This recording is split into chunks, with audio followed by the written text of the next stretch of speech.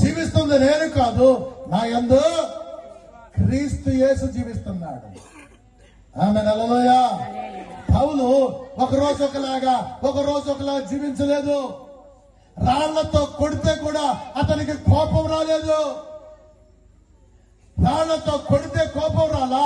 శరీరం మీద 39 కొరడా దెబ్బలు కొడితే అతనికి కోపం రాలా. నీలో ఇంకా కోపం ఉందంటే, నీలో ఇంకా గర్వం ఉందంటే, నీలో ఇంకా అహంభావం ఉందంటే సిలువ వేయాలి. నీ శరీరానికి నువ్వు సిలువ వేయాలి. నువ్వు సిలువ వేయబడకుండా నీ జీవితంలోకి యేసయ్య ఉండడు. ఒక రోజు ఒకలాగా ఒక మాసం ఒకలాగా కాదు. నీ శరీరానికి సిలువ వేయబడాలి. నీ మాటలకి సిలువ వేయబడాలి. దేవునికి స్తోత్రం కలుగును గాక. అయ్యా కోపం వచ్చినప్పుడు ఒకలాగా ఉంటాను, అయ్యా ప్రార్థనకి వెళ్ళినప్పుడు ఒకలాగా ఉంటాను, అది కాదు. పౌలు అలా లేడు, పేతురు అలా లేడు, బాప్తిసం తీసుకున్న ఆది సంఘం అలా లేరు. నువ్వు మారాలి. ఈ రాత్రి పరిశుద్ధాత్ముడు నీతో మాట్లాడుతున్నాడు. ఈ రాత్రి పరిశుద్ధాత్ముడు ప్రత్యేక రీతిలో మాట్లాడుతున్నాడు. నువ్వు సిలువ పడకుండా తండ్రి కుమార పరిశుద్ధాత్మలు నీలో నివాసము చెయ్యరు. దేని స్తోత్రం చెప్పండి. తండ్రిని కుమార పరిశుద్ధాత్మను నివాసం చేస్తే ఒక ఆశీర్వాదంగా మారుతావు. నేను కాదు వాక్యం నువ్వు చెప్పడం ప్రారంభిస్తావు.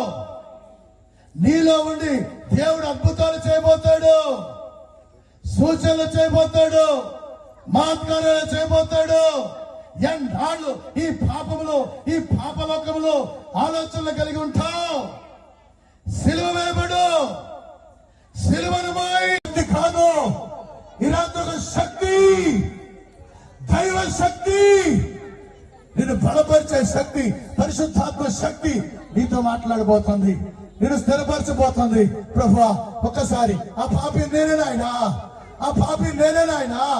ఒక్కసారి నోరు తెరిచి ప్రభువా సిలువ వేయబడాలి, నా శరీరాన్ని సిలువ వేయబడాలి.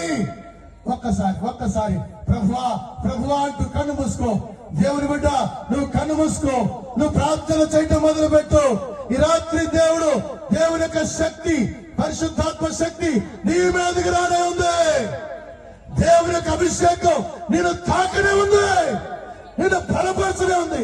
ఎవరైతే పశ్చాత్తాప పడుతున్నారో, ఎవరైతే దేవాలయానికి రండని పిలుస్తున్నారో, ఈ రాత్రి రాబోతున్నాడో, నేను బలపరచడానికి, నేను నిలబెట్టడానికి, నేను స్థిర